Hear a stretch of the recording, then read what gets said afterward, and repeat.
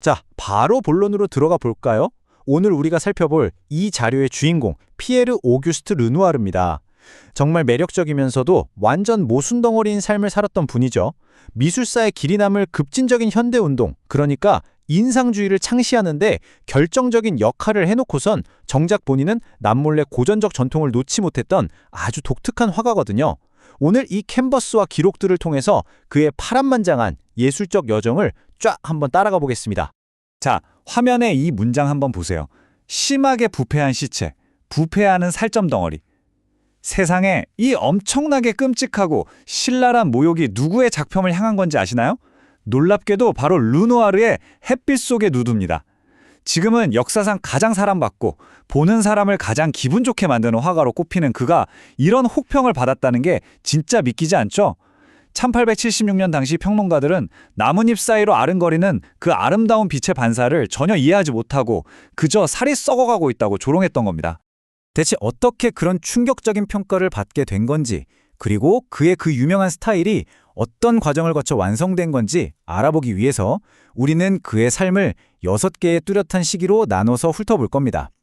도자기 공장에서 파리로 향하던 시절부터 시작해서 아카데미 살롱을 향한 구애, 인상주의의 탄생, 무지개 팔레트, 거친 화풍의 위기, 그리고 마지막 거장으로서의 삶까지 빠르게 가보죠. 첫 번째 파트입니다. 도자기 공장에서 파리로. 화려한 스튜디오에 입성하기 한참 전 그의 시그니처인 그 깃털 같은 붓터치가 진짜 어디서 시작됐는지 한번 살펴보겠습니다. 여기서 핵심은 이겁니다. 그가 13살 때부터 도자기 공장에서 차주전자나 접시에 그림을 그리며 노동자 계층으로 일했다는 사실이에요. 공장일 이후에도 부쉐 같은 18세기 로코코 거장들의 작품을 똑같이 베껴서 부채나 카페 벽화에 그리면서 악착같이 돈을 모았거든요.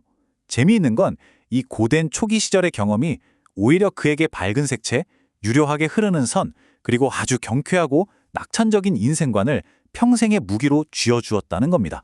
두 번째 파트, 아카데미 살롱을 향한 구애입니다. 정규 미술 교육을 받기 시작하면서 그가 보수적인 파리 미술계에 얼마나 절실하게 인정받고 싶어 했는지 볼 수 있는 대목이죠. 사실 르누아르는 이 두 세계 사이에서 엄청나게 갈등했습니다. 한편으로는 당대 최고의 권력인 살롱 심사위원들에게 잘 보이려고 어두컴컴하고 웅장한 신화 그림을 제출했죠. 하지만 다른 한편으로는 화실에서 새로 사귄 클로드 모네 같은 동료들의 영향을 듬뿍 받으면서 평범한 일상을 밝게 그리는 사실주의의 매력에도 푹 빠져 있었거든요. 말 그대로 아슬아슬한 줄타기를 하고 있었던 셈이죠. 그림을 배우는 곳은 바로 박물관이다. 이 한마디가 그의 뼛속 깊은 성향을 딱 보여줍니다. 루브르 박물관 따위 다 불태워버려야 한다고 외쳤던 과격한 동료 피사로와는 완전히 달랐어요. 르누아르는 카페에서 거창한 예술이론을 떠드는 것보다 옛 거장들의 작품을 보면서 묵묵히 기술을 배우고 싶어 했던 철저한 실용주의자였거든요. 전통을 진심으로 존중했던 거죠. 자, 세 번째, 인상주의의 탄생입니다. 이렇게 전통을 사랑했는데도 불구하고 살롱에서 계속 낙방하자 결국 그는 반항화 친구들과 함께 완전히 새로운 길을 개척하게 됩니다.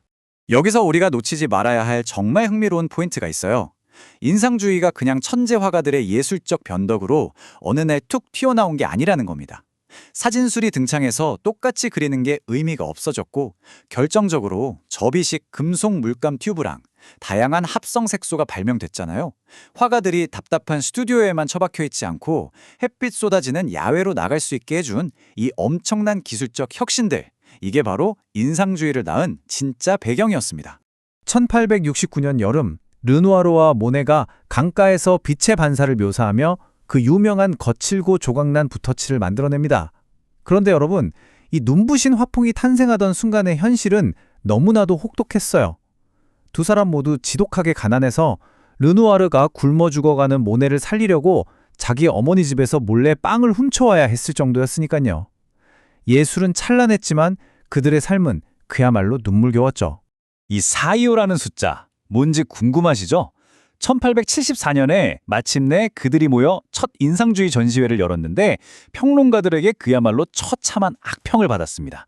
그때 르누아르가 아주 유명한 걸작인 관람석이라는 그림을 팔아치운 가격이 딱 425프랑이었어요. 왜 하필 그 금액이었냐고요? 당시 그가 밀려있던 집세랑 단 1센트도 다르지 않은 정확한 금액이었거든요. 자존심보다 당장의 집세가 급했던 예술가의 현실, 확 와닿지 않나요? 네 번째 파트, 무지개 팔레트입니다. 이제 조금씩 자리를 잡기 시작하면서 르누아르는 빛과 생동감을 포착하기 위해 색채의 규칙을 완전히 새로 쓰기 시작합니다.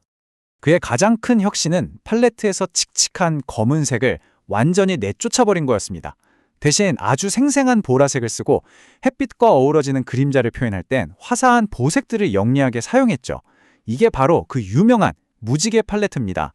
덕분에 파리 중산층의 활기찬 일요일 풍경을 담은 물랭드 라 갈레트의 무도회 같은 숨막히도록 생동감 넘치는 걸작을 완성해낼 수 있었던 거예요. 자, 여기서 질문 하나 드릴게요. 파리 상류층이 가장 줄 서서 기다리는 인기 초상화가가 돼서 이제야 돈도 꽤 만지게 됐는데 왜 갑자기 이 성공적인 스타일을 확 버렸을까요? 1881년에 떠난 이탈리아 여행이 그의 예술 인생에 엄청난 내적 위기를 몰고 왔거든요. 어떤 일이 있었는지 볼까요? 그게 바로 5번째 파트, 거친 화풍의 위기입니다. 이탈리아 르네상스 거장들, 특히 라파엘로의 작품을 마주하면서 그의 예술관이 어떻게 뒤집혔는지 한번 보시죠. 내가 그림을 그릴 수도 대생을 할 수도 없다는 걸 깨달았다. 세상에, 이미 최고 반열에 오른 화가가 이런 뼈아픈 고백을 하다니요. 르네상스 작품들의 그 완벽한 형태와 엄격한 고전미를 보고 나니까 빛만 쫓아가다 형태를 흐릿하게 뭉개버린 자신의 인상주의 그림들이 너무 엉성해 보였던 겁니다. 이 깊은 회의감 때문에 그는 스스로 메니에르 에그르, 즉 아주 날카롭고 거친 화풍이라고 부르는 시기로 들어가게 됩니다. 1880년대에 그려진 우산이라는 작품을 유심히 보면요. 이 두 가지 스타일이 한 캔버스 안에서 기가 막히게 충돌하는 걸 발견할 수 있습니다. 어떤 인물들은 우리가 잘 아는 그 부드럽고 느슨한 인상주의 붓터치로 그려져 있는데 다른 인물들은 마치 어릴 적 도자기 그림을 그릴 때처럼 빛 반사 하나 없이 차갑고 단호한 선으로 윤곽선이 쳐져 있죠. 화가 내면의 엄청난 갈등이 캔버스 위에 그대로 박제되어 있는 셈입니다. 드디어 마지막 6번째 파트입니다. 마지막까지 거장으로 자신이 고전적인 선도 완벽하게 다룰 수 있다는 걸 증명한 후 그의 화풍은 말년에 이르러 가족과 함께하며 다시금 부드럽게 변해갑니다. 여기서 진짜 흥미로운 점은요. 화풍은 부드러워졌지만 이상적인 아름다움에 대한 그의 집착은 오히려 더 확고해졌다는 겁니다. 따뜻한 남프랑스에서 아이들의 다정한 아버지로 살면서 집안의 보모였던 가브리엘을 주요 모델로 삼았어요. 그녀의 독특한 아몬드형 눈매와 높은 광대뼈를 통해서 티치아노 같은 베네치아 거장들의 고전적 우아함을 자신만의 방식으로 재현해낸 겁니다. 그리고 이건 정말 그의 꺾이지 않는 투지를 보여주는 대목인데요. 말년의 지독한 류머티즘 관절염 때문에 손가락이 완전히 마비돼 버립니다. 그런데 이분이 어떻게 했는지 아세요? 마비된 팔에 붓을 붕대로 꽁꽁 묶어매고 매일매일 그림을 그렸습니다. 1919년 78세의 나이로 숨을 거두기 직전까지 단 하루도 붓을 놓지 않았어요. 진짜 멈출 수 없는 엄청난 열정 아닌가요? 자, 여러분은 어떻게 생각하시나요? 시대를 뒤흔든 눈부신 반항하야였지만 예술의 오랜 뿌리를 너무나 사랑한 나머지 새로운 유행이 과거의 위대함을 지우도록 놔두지 않았던 사람. 이것이 바로 르누아르가 남긴 방대한 작품 세계의 궁극적인 역설일지도 모릅니다. 오늘 함께 파헤쳐본 이 이야기들이 여러분의 머릿속에 아주 흥미로운 질문으로 남았기를 바라며 이번 설명은 여기서 마치겠습니다.